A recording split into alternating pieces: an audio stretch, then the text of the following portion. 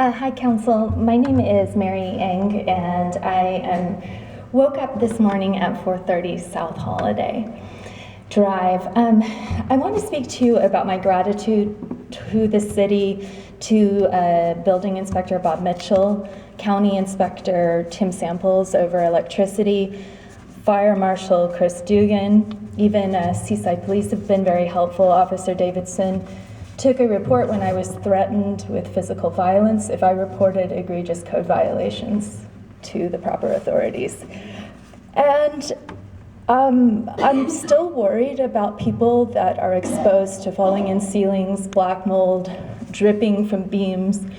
There were vermin in the property, unbeknownst to me when I entered it. I entered it with a lot of optimism that the landlord was making repairs and investing. I called John Goodenberger in Astoria thinking, well, maybe it has some historic value. Maybe we could get started on that process. Everyone I talked to says it's a teardown, and I didn't really know what was going on. I do feel that the cracked sewage pipes are a very public health concern. The smell is overpowering and noxious.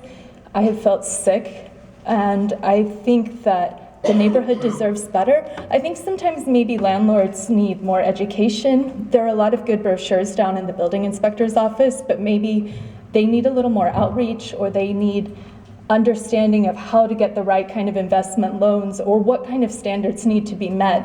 And I think the atmosphere with tenants, that it seems that there's been a long history of tenants feeling disempowered, that if they complain about the leaky faucet or whatever, they might face undue retaliation, which when I moved in, I immediately started trying to get some accountability, and pretty swiftly, after 2 months, the harsh retaliation came, threats to leave in 10 days.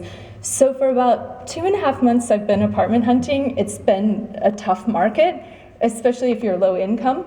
But when I've come into the city, I've made a citizen report for the city manager.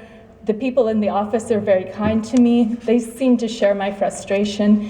And I keep reaching back out to Bob Mitchell and Tim Samples, and I hope that the electrical look will yield some interesting results, because June 24th, the people stand to find out why their electronics are being destroyed.